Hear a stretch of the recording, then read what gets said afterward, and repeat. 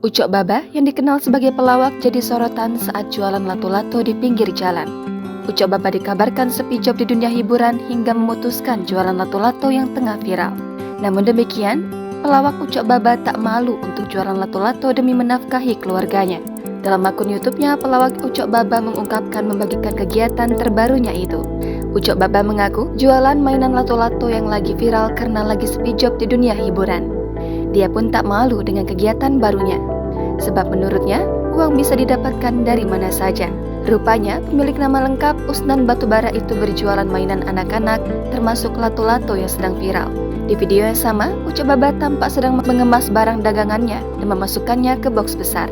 Setelahnya, dia memesan ojek online untuk pergi ke lokasi jualan. Rupanya, Ucok Baba memilih untuk menjual lato-lato di pinggir jalan dekat lapangan sepak bola.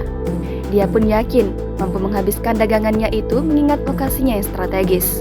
Ditambah kedatangannya itu juga bertepatan dengan banyaknya anak-anak yang sedang bermain di luar.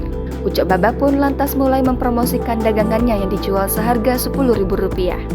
Benar saja, lapaknya pun mulai dikunjungi dan dagangannya dibeli anak-anak. Ucok Baba pun bersyukur jualannya bisa terjual. Jangan lupa subscribe, share, komen, dan like ya.